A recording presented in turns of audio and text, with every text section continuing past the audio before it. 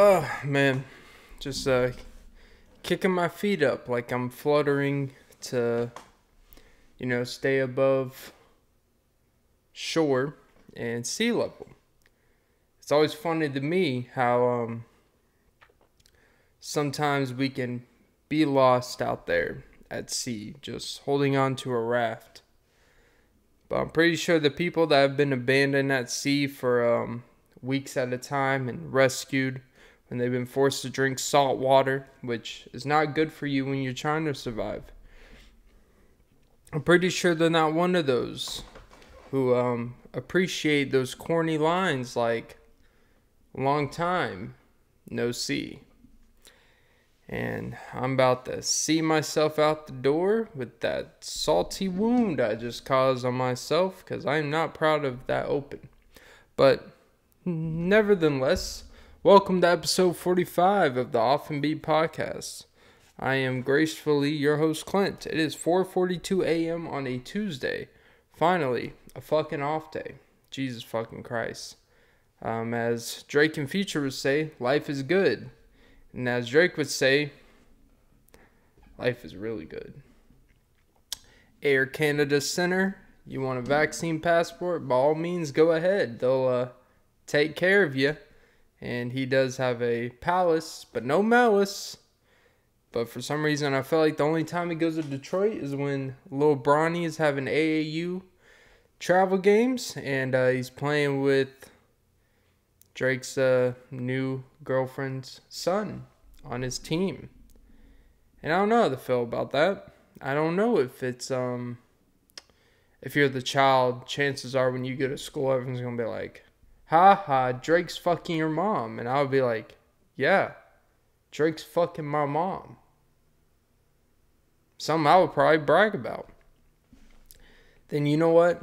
I can have Drake teach me how to make great music. And then he'll probably say, you either have it or you don't. And Drake's the ultimate cheat code. I was actually talking about this with a friend the other day. Yes, it is always the one friend that I reference on here.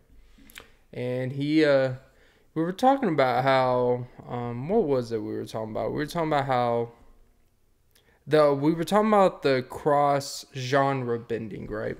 Like if you listen to country music, most people would say it's not technically country, at least the old heads. And I think Drake is to hip hop what Sam Hunt is to country. And I'm not saying Sam Hunt, my favorite artist, by the way, is on the level of Drake, even in his own genre. Like, Drake is just at an unmarkable level in music ever.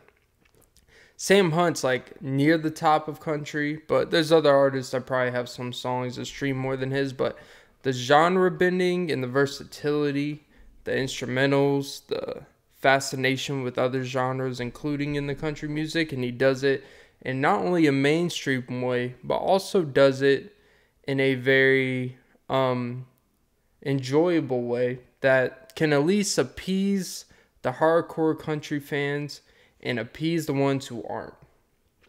And what people like Sam Hunt does to country is when his first album dropped in 2014, for people that don't know, his first studio album, Montevallo, it was groundbreaking. It came out of the gate swinging. It did not take its time. Let's just say it just blew up like a house party. And it was for the ladies who were single for the summer.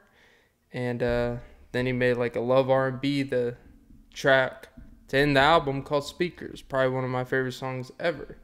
Makes you want to have sex in the woods, which just hopefully, you don't get a police report, because that would not look good in a police report if you listen to the song.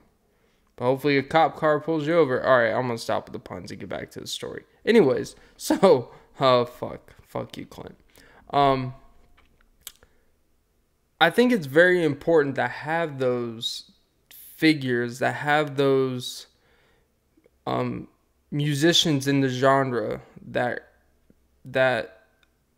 basically combine R&B, that combines trap beats, in a sense, combines instrumentals that would be associated with R&B and hip hop into country and dabble in it in some way, because you were going to, by default, you were going to expand the genre. And when you expand the genre, that's more revenue and more money for everyone else in the genre, because of collaboration effect. The growth of the genre, especially in the streaming, you're going to get people, oh, I like that Sam Hunt. And then you like start listening to artists related on Spotify. Then you listen to playlists.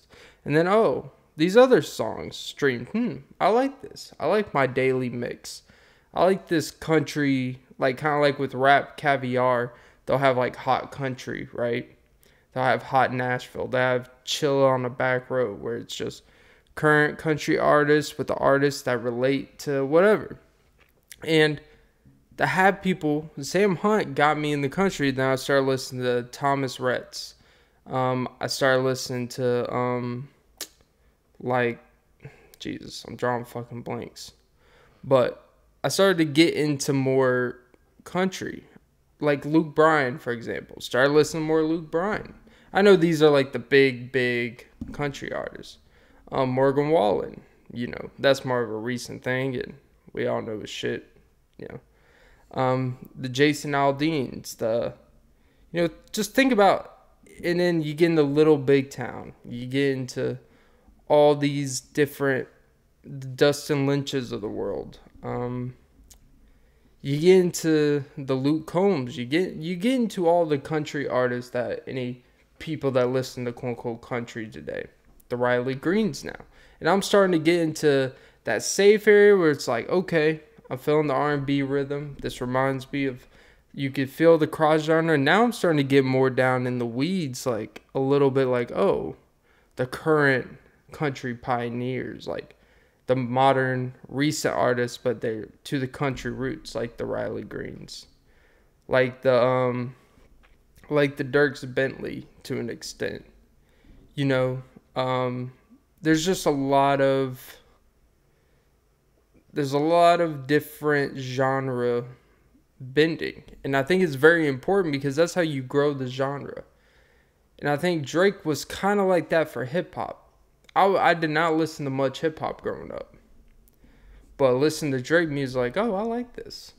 This just feels like it's talking over a beat. I could talk over a beat, even though that's not really what he's doing. But it has that casual flow. Some people say Sam Hunt, with this style of music, like drinking too much, is very much like, some of that somber Drake type of music. And there's some parallels there, believe it or not.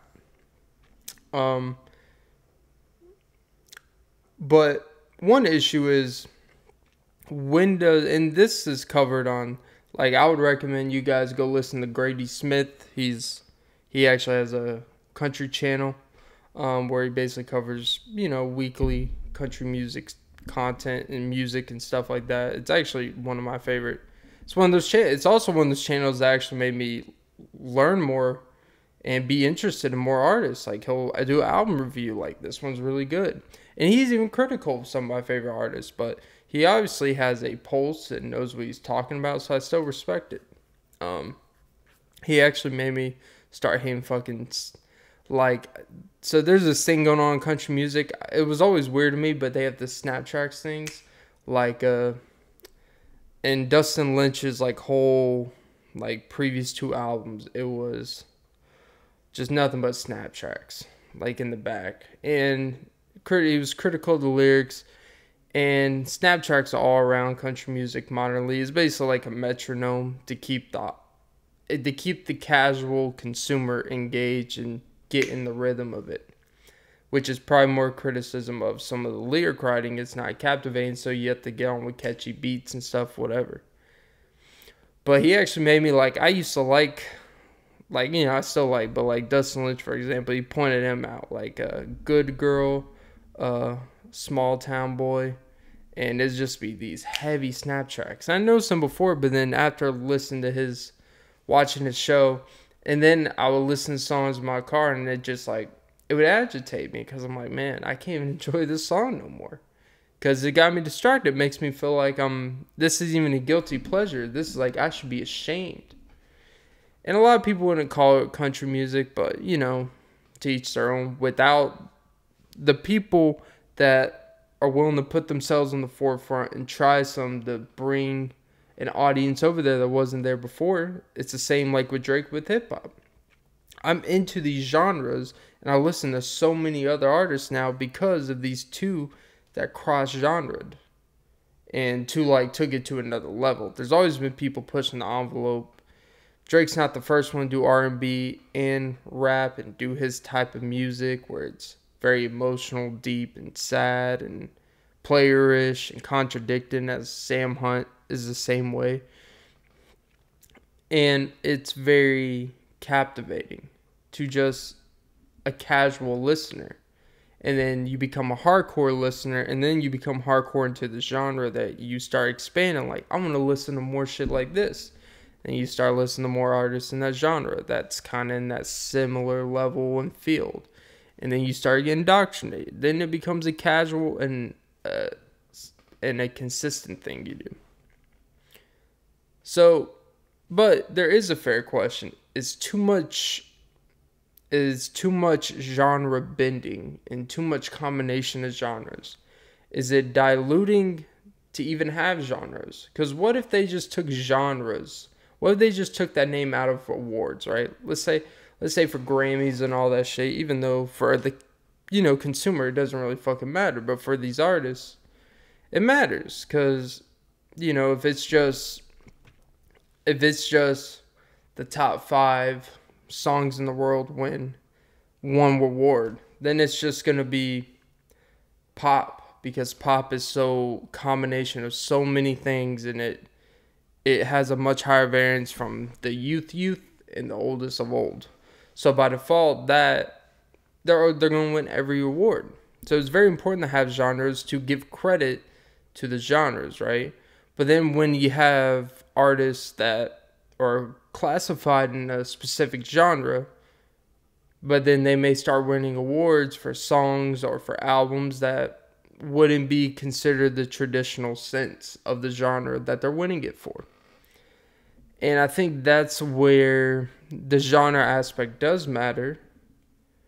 But maybe should there just be more revolutionary talk of what entails in the genre? What instruments can apply to a genre, what can't? Maybe there should be more specific touching. Because as of right now, it's just a feeling, word of mouth, and what we're used to, of what we classify with the genre.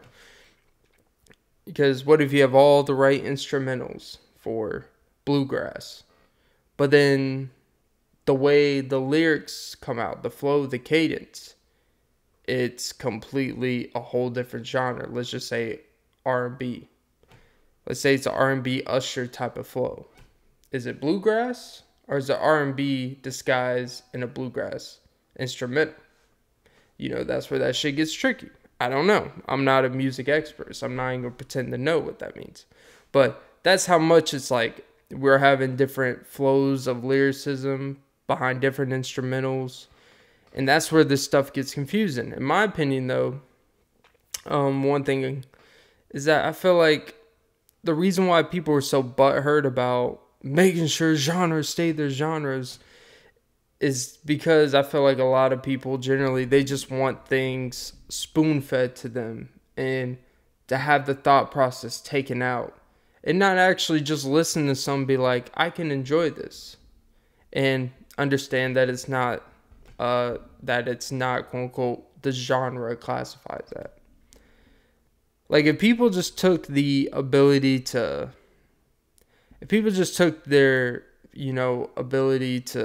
compartmentalize what genre they feel they should be listened to when they listen to a song, and just listen to the song, and you may fucking like it, and that's okay. That's more than okay. But it's important to have these artists that dabble in it and do it the right way. If done wrong, then the song is bad, the whole thing is just bad. That's why typically artists, when they are known for that, and they are known for genre bending, the album is either legendary, a classic, really fucking good, or it's bad. Because when done wrong, it's all wrong. Not to put shade on anyone, but I tried listening to Billy Currington recently. And he has a lot of songs I like. He's a song called Good Directions. Do I Make You Wanna See It in the Neon Lights? He's one of the most underrated, I would say, country artists of the past 15 years. And he recently put out an album called Intuition. I'm not going to shit on the album, but I listened to the first 3 songs. It was unrecognizable. It seemed like it was doing too much.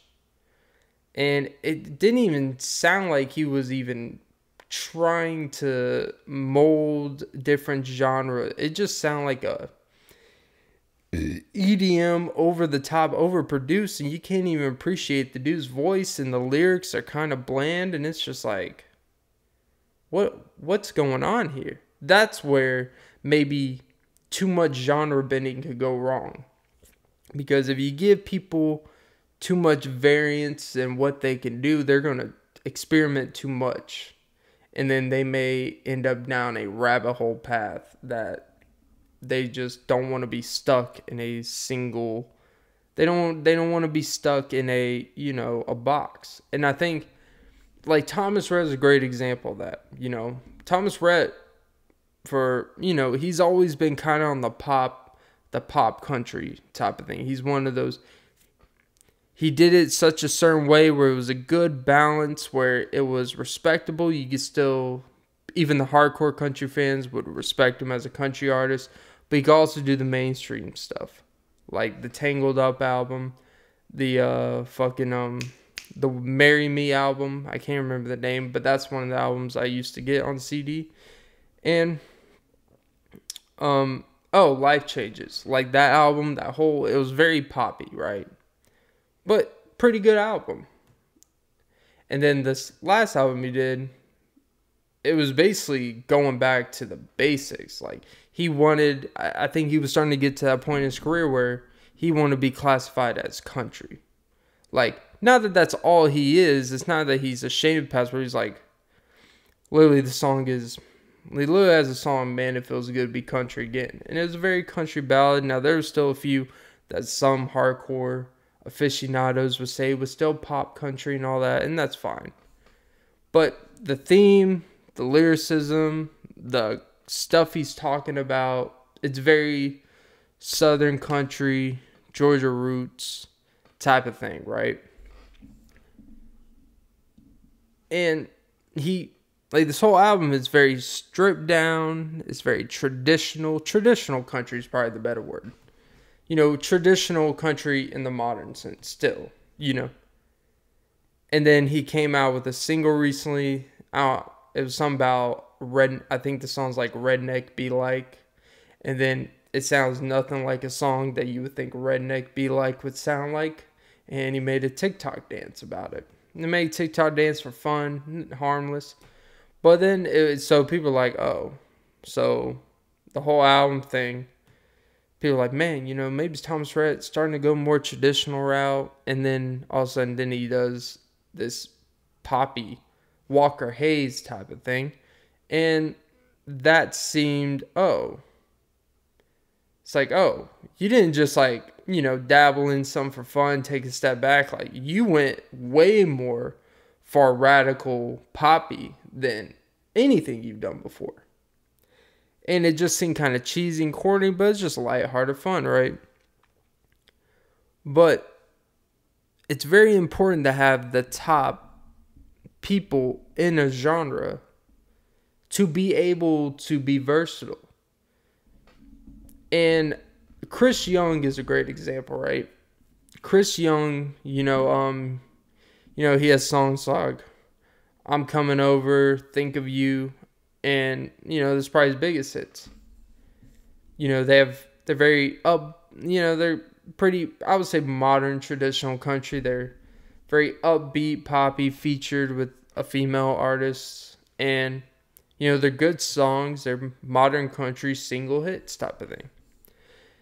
And people are like, oh, he criticized like, oh, well, how come you don't do the old traditional? Because he has such a deep voice. It would be like perfect for like early 2000s, late 1990s country, where it's that deep voice. You could hear him just talk about peanut fields and stuff like that. And he's like, yeah, I did that stuff for like 9 or 10 years, and no one really cared to like buy my records. And then all of a sudden I started like adjusting to the times, studying the genre, studying Nashville, studying music.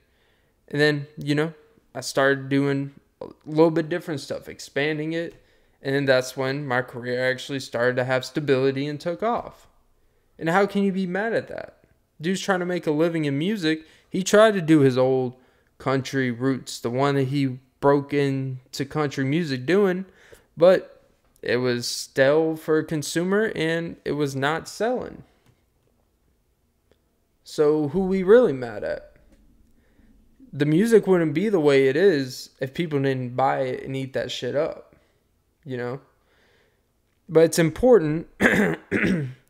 But the classification of genres itself, is it important? Of course it is.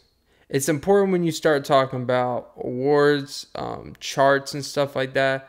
Because for the longest time, even when Taylor Swift publicly said, look, my next album is not country. This is pop. She did the respectful thing. She didn't try to disguise it as a country album. She's like, no, I'm going in the pop direction. I'm leaving country music and going pop. But if she didn't make that classification and clarification and go through the marketing and the rollout where she's changing her hair, changing her whole style of music and everything. If she didn't do that and she was just put out a pop album, but we still look at her as a country artist, because that's what you associate with Taylor Swift in, 2009, 2010, 2011. And if she would just came out with, I can't remember the very first pop album she did. It was either, I think it was the Blank Space, may have been one before that. But the Red, the Blank Space albums, all the albums she's been out with recently. And if she didn't make that public announcement, they would have just probably put her music on the country charts just because of the name of the artist at the time. And even her old, the love stories, damn, starting to sound like a Taylor Swift fangirl here. Taylor! But even the love stories, the Romeo, save me, somewhere we can be alone. And, the Drew looked at me. He don't see what she can see. And, even though I wouldn't, it was country, but it was still that pop country mold, right? She kind of made that a little bit big, but she could play acoustic guitar country. She was still you would look at her as a country artist who could play country, but she's putting out teen pop country and appeals to that, right?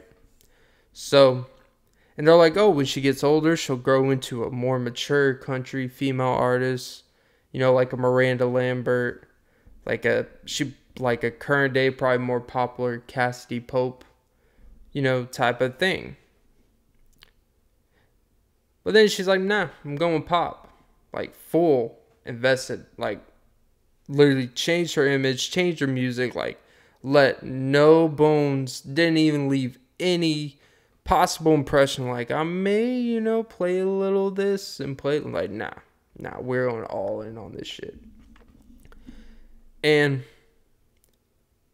that classification she did was very important, because if she would have had all these pop hits, they would have streamed, well, not streamed, but her albums would have been bought like it's pop and everything. But then she's going to be winning female country artist of the year at these awards. And everyone, including her, knows it's not country. It's not even remotely even trying to pretend or resemble country music. That's one of those things where, I used to be one of those who fucking cares about the genre thing. And I still kind of like, I'm still like half and half. Like, I get it, but I don't think it's the biggest deal in the world to classify every little thing like it's a freaking, Punnett square, type of thing. But I think as I get older and listen more music, one thing that, man, like, I hate when there's too much going on in a song, or there's too much that an artist is doing. Personally, I'm not gonna say names or nothing, but like it'll be something like, oh, this is bopping. I wouldn't really call it country, but there's a nice rhythm and flow. But they're doing a little nice, like, cool wordplay and shit. And there's some stuff where it's like, bro, like, they're not even like this is even like, this seems lazy. It seems like they made the whole instrumental on a computer and all this stuff, and it's just like boom, boom, boom, EDM and all this shit. And it's like, all right, that's fine, but let's not compare this to a modern day, like, Brad Paisley or something like that, and, or like a Kenny Chesney. Like, and the Kenny Chesneys, the Keith Urban. Keith Urban is probably the greatest example of someone who, even though I don't really listen to Keith Urban music like that, but I've heard some of his older music. He used to be like one of the bigger country stars, and now it seems more like he's known and associated with country, but he basically puts out pop albums with a little country voice and everything like that, and there's nothing wrong with that. It's like, but the stuff he's talking about is not even quote unquote considered country, and I'm not a country like expert or aficionado, but I'm just going off based off what used to be considered country, what's now. It's something I used to be on, like, hey, so there's the argument to be made, like I said, that it's important that there's a crossover potential where country music went from this niche, and I'm not even going to say predominantly, I would say country was more predominantly regional than it was race type of thing, which chances are, for the longest time, country music was probably predominantly white. Not even performance, but just of a listener and consumer. It's probably just a predominant white audience. I'm pretty sure now it's a lot closer. It's probably a little bit more even out. And where hip hop and rap, white people have always been listening to hip hop and rap. It's kind of one of those things that kind of probably honestly unified black and white people, even when things were a lot shaky in the 70s, 80s, and 90s. Music was one of those things that could unionize people in concerts, unionize people in school. It's like a starting point where complete strangers, like third grade kids, can connect on something and talk about something. So it could be one of those great unionizers, and also, if used incorrectly, be one of the greatest dividers. But for the most part, music unionizes races and people. But what was I going with that? Wow, I can't believe I planned on just riffing this pod, but somehow I started actually talking about genre, because I had a whole conversation with someone, and it was actually quite fascinating. But he was explaining to me, but like going back to what he said 27 minutes later after mentioning him, what he was saying is, the thing about genres that you gotta understand, right, is that if you go from genres, if you just take a genre and listen to a song today that was put out this year in that genre from the biggest artists or top 10 biggest artists, the same genre, listen to a big artist from the 70s and 80s. It's night and day. For good, because genres progress, right? Genres have to progress, or otherwise there's never going to be a growth or potential in earnings, right? That's not his words, but my interpretation of what I took from that is, if there's never growth or pushing the envelope, genres become stale. genres become stale, you don't have a growth in audience. If you don't have a growth in audience, then there's not really much of a living for artists to actually make money, to make a living per se. I think the biggest thing, though, that I think where a criticism of artists and probably record labels, if you go deep in the weeds, but I'm not going to pretend to know everything about record labels, but I would say there probably just needs to be more transparency of what we are being sold or listened to. Sometimes there's a lot of delusion. There's a lot of, saying it without saying it. There's a lot of misconceptions. There's a lot of click and bait. There's a lot of switch and bait type of things where we're going to get you. We're going to title an album called Getting Back to My Roots. And the first track will be a nice little acoustic opening. Then the second track, it's like, boom, it's just a big old trap beat with a few little guitars. And then it's like, oh. And even though it doesn't bother me particularly, but if I was someone that was excited for this person to go with a specific type of music, and that's what I'm being sold, then all of a sudden half the album is not that, then you're going to feel duped. You're going to feel like there's a lack of trust and everything. But let's get back to the genre aspect.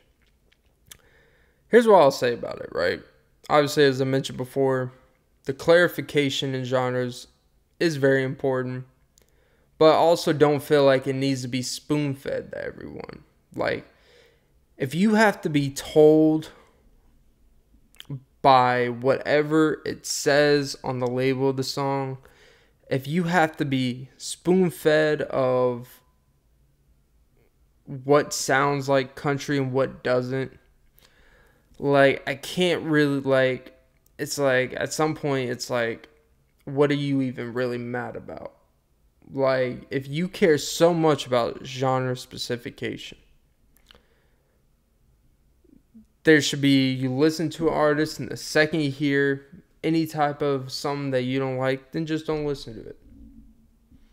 And I know this sounds like a brash, or it sounds like a very inconcise way to find out what's really going on, but it's really one of those things. It's like, I don't understand what's with all the necessary evils with all this stuff. Like, there's a lot of, let me try to shape this, because I know that I'm starting to confuse myself a little bit. I know what I'm trying to say, but I need to, be a little bit more clear, Clint. The genre bending aspect is vital for survival in a genre. It really is. If there wasn't a progression, if there wasn't a change in genres, in music, then, like I said before, that genre would be a standstill. I think the reason why it comes up most in country, like R&B doesn't care if there's a rock added to it. Hip hop does not care if there's like bluegrass added to it. No one's going to be like, hey, what the hell is this? This is going to be like, let's see how this fits together. For some reason with country music specifically, it's this weird, we got to hold on to what is. We can't, because it's like this niche. It's like you don't want to let anyone else in this niche. Sounds a little racist, but you don't want to let anyone else in this very specific niche, because once this genre, it's like, because the purity of this genre is supposed to be simplicity. And once you take the simplicity out of the genre, you take the core of what country music is supposed to be about, which is 3 chords and the truth. It's supposed to be about the simplicity. It's supposed to be a lot of references to Southern living or the open country living. It's supposed to be to, very basic living. When you start complicating, like, you hear references in country songs about referring to a girl living in the city life, but they're always going to want an at-home grown type of girl, like traditional country girl, traditional small town girl. That's why in a lot of country songs it references small towns, it references homegirls, the girls in high school, like all that shit. And that's probably like when you look at the Southern way of living, most people, I think it's like most people live within 10 miles of where their parents live or where they went to high school. That's more of just a Southern type of living, a country type of living, because it's all about keeping in the family. And it's not about not branching out because you're not smart. It's about keeping in the family and making sure that everyone's protected, where if you go out on your own, you're kind of on your own, which is more of a city type of living. Expand, try stuff new. Southern living is about security, honest work type of thing. You know, that's kind of like the traditional values. And when you start making simplicity less simplicity, it makes simple-minded type of living people, it makes it something they can't relate to. So that's my personal theory. And I think when that's like kind of getting tagged and it's already being commercialized, it's already being taken over, it's already being changed and manipulated when no one asked it to. Like, listen to, alright, like, you know, I know I mentioned Billy Currington earlier. Listen to Good Directions by Billy Currington, which I believe came out like 05, 06, mid-2000s type of thing. Or listen to any album. Like, listen to that song and listen to a song from the Intuition album. Granted, it's a year gap. People change, the music type of change. But what they probably also realize, if he were to drop the song Good Directions in 2021, like fresh in 2021, like, you know, the theory is, will hits always be hits no matter when you drop them in history? No. There's certain things where it will transcend and over time it will always take over. But timing matters so fucking much when you drop something. There's a certain status you have to be at to drop certain things. There's certain levels you have to be at. There's a certain relationship with your audience you have to get to be able to start experimenting and dropping things. Like, there are, like, you can't just drop anything at any time. You can't drop something in 2005 and then play a hypothetical world where, well, if I held that song and didn't drop it till 2018, it would have the same success. And the reality is maybe, but maybe not. And probability, probably not. Because you could tell when songs sound outdated, the type of instrumentals you use, the type of flow and cadence, you know, has it been played out? Is it even feasible to a consumer's attention span to be able to listen to a song? That's why a lot of songs now, they're trying to make in hip-hop and stuff 3 minutes or less. But you know who doesn't care how long songs are? The people at the top of the game, the Drakes, J. Cole's, and Kendricks. If they put out a 28-minute song, guess what? You are going to sit there and listen to that shit for 28 minutes. But when you don't have stakes yet, when you haven't made your name, when you haven't made established, when you're not touring and making millions a year yet, it's really hard to convince someone introduced to your music to listen to a 5-minute song at that. You know, 4 minutes you're pushing it. It better be a good song if it's 4 minutes. 3 minutes is kind of your range to get someone's attention, but really like 2 minutes and 45 seconds, I think it is. That's why you'll see a lot of artists that you may think are good, but they may have, like, let's say, you know, less than 1 million streams on Spotify, right? And they're just, you know, they have one hit and then a bunch of others that are like 100,000, 200,000 streams. Those people, if they were to put out an 18-minute song, if they were to put out a 7-minute song, people may not even listen to it. Drake puts out a 7-minute song, you get Pound Cake. One of the greatest, considered one of the greatest instrumentals possibly in hip-hop history. Damn, I'm actually on a roll right now. Woo! It's like, this is, I know, but like R. Kelly in his less pedophilia known range prime, when he had 8-minute sex songs, essentially. When he had trapped in the freaking closet, where it's basically a whole mini film, and listen to audio, and you have to listen to an hour long of this one story. Like, that's why I like albums. Like, I think one of the theories why Drake's Scorpion album, one of the things that I think really didn't resonate, like it wasn't one of his best albums, and me and my friend definitely don't think that's his best work. Combination of, it's too damn long for a lot of throwaway songs, and there's a lot of like throwaways, like Can't Take a Joke. Sandra's Rose was okay, but there's probably like minimum 6 songs you could take off that album and it'd be just as potent and respected. But he's trying some new A and B side, and there's some things on each side that like I could go without Ratchet Happy Birthday off the top of my head. I'm thinking I could go without there's just a few songs I go without. But like Finesse is whatever. Whatever your personal preference is. But the point is, Summer Games is actually okay. It's one of those things I didn't think I like at first, but it's kind of aged well. Jaded, really fucking good.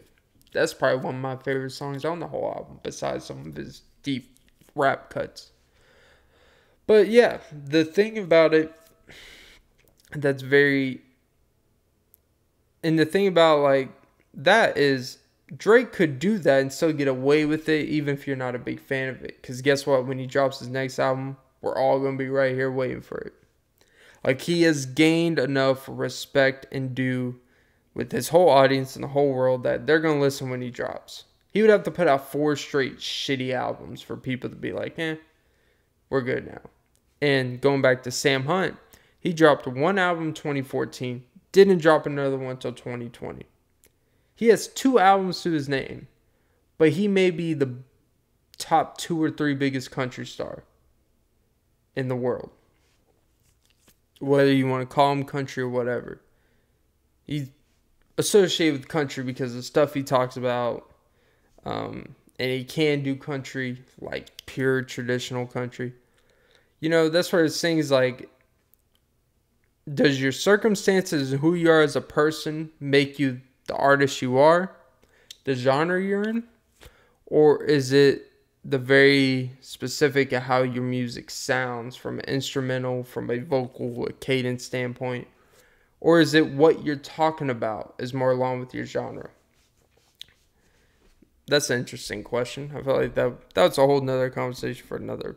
But I want to, again, wow, I actually had a topic for this one. It's amazing what your sponsor for today's episode, Ghost. This is my second one in the past couple hours. I think I should do 2 more often.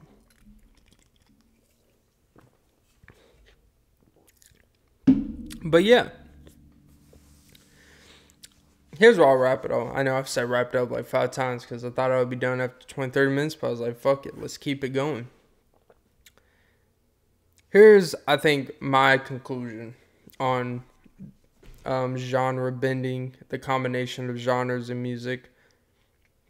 I think, we should let artists do what they want to do and give them a chance to do it. But you don't have to receive it well. And guess what? If a bunch of people don't receive it well, then they're going to start going to more different stuff or trying different stuff if they realize it's not working. Here's what I'll say. Genre, I guess the question of this is genre distinction important? Yes. But is genre dictatorship important? I think that's where it's like,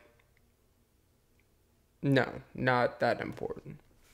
For certain things, yes, but just for if you're just listening to music, If you don't like the way, if you listen to a couple songs from artists and they sound all similar and it's not your type, then just don't listen to it at a certain point. If you could tell that's the current type of mode they're on. You know, yeah. Genre distinction. It's distinction really defines however you want to define it as. Like it's funny how really the only thing that we dictate a genre is a genre is based off past music that we've listened to in that genre. And what we feel like, this sounds like a Dixie Chick song. This sounds like a, old George Strait song. This sounds like Trace Atkins. This sounds like Garth Brooks. This at least sounds like something that if they were to play in a room, they would nod their head to. And same with hip hop. There are artists where, like, if they were in the same room as Jay-Z, if they were in the same room as Nas, if they were in the same room as, Rakim, is it Rakim or Rakim? They're in the, Ghostface Killer. Like, if they were in the rooms with these guys, or 50 Cent to a different extent, but if they were in the rooms with these guys would at the very least have respect for them and nod their head. Like, okay. But, like, if Tekashi 6ix9ine starts going there, like, listen to this shit, they're going to be like, get the fuck out of here with that bullshit. With your music. Get out of here with that shit. But, they're not going to be that, man. Like, if you listen to... Nah, I'm not going to go down that road because then I would have to actually give supporting evidence. And I'm not a hip-hop, professional. I'm not a hip-hop historian. I think there's other people that are much more versed in that. I'm not really a music historian in any facet, but I've listened to older music, and I can identify when I listen to new music, like, wow, this sounds completely off the wall, and it's not even enjoyable. It's like the same way with when people are trying to do too many genres and something. To me personally, that's when it kind of turns me off. When it's doing too much happen, I'm like, okay, this song is generally associated with this genre. But I can hear these other things going on that complement it well, and I'm like, cool. Sometimes it's really cool. But, what I will say I started noticing, like, country music and hip-hop is you hear a lot of across the board in the genre, is you hear a lot of the same instrumentals, you hear a lot of the same flows, you hear a lot of the same cadences. And the reality is there's only so many of those you could really do. Like, how many new flows can be created? How many new cadences can be created? It's, there's only so many different things you can do. So reality is we just have had so much music in history now, so much recorded music, so much recorded history. And we've all listened and listened. These artists have listened and listened. They may not even realize that they're doing similar things but that's just what they know. That's just what they have mentally wired from 30, 40 years of listening to whatever music. I think the reality is the issues, we have just had too much fucking music. It's been too abundant. It's been too available. And now, more than ever, at least back in the day, like 10 years ago, you could only listen to so much music. We would just listen to the same music over and over on our CDs and whatever is played on radio. Nowadays, there's so much access to different music that we literally hear everything. And those people hear everything. They make music that sounds like everything. And it creates this regurgitation where everything literally sounds like everything. Like, and that's where it's like the genre distinction, it's by default, I think sooner or later, there's not gonna be any country that sounds like country. There's not gonna be any rock that sounds like rock. There's not gonna be any rap that sounds like rap, any R&B that sounds like pure R&B. It's all just gonna sound all the same, and it's already starting to get into this big wonder ball where you pull a rubber band to whatever to complement your music, and then you pull another one. Next thing you know, you pull so many rubber bands that you've constricted the original ball that was at the begin with, which was your prime genre. And now I think the artist starts having self-identity issues, and then the consumer has identity issues with the lack of self-identity. Wow, this is actually no jokes in this podcast. I'm actually being serious here. But yeah, genre bending. It's something that, if like anything, if it's done incorrectly, it is so clear, and it makes you really question. It really starts making you asking those questions, like, have we let this go too much? Because people have been rewarded for bending it too much. Like, is that a real thing? But if done right, it can create some of the greatest revolutionary music that's probably ever happened. So, if done right, it's great. If done wrong, it is awful. And it makes you really question even more. So, yeah.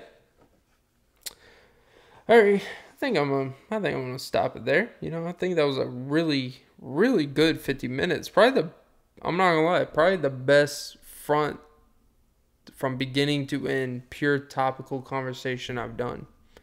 Genre bending between country music, specifically a focus on country, but a little hip hop. Basically, Drake and Sam Hunt.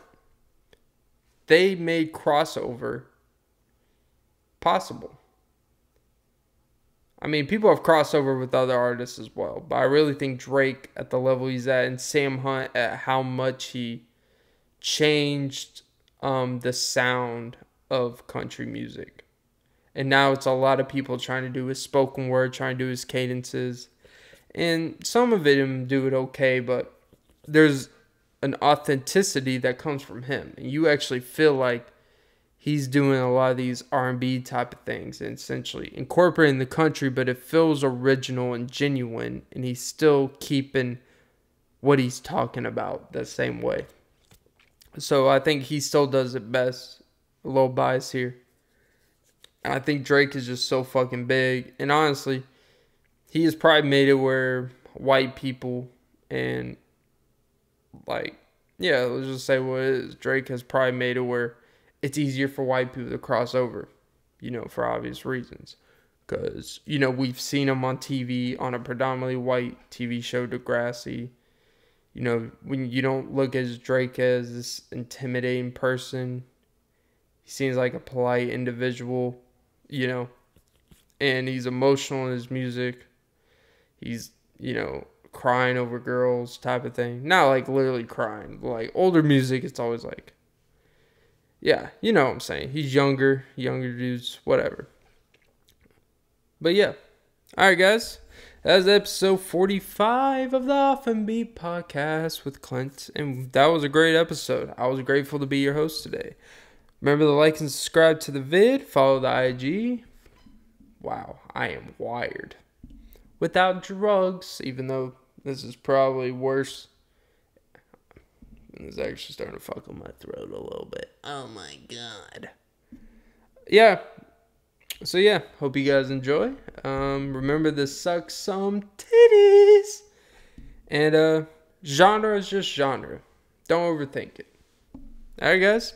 Have a great day whenever I post this.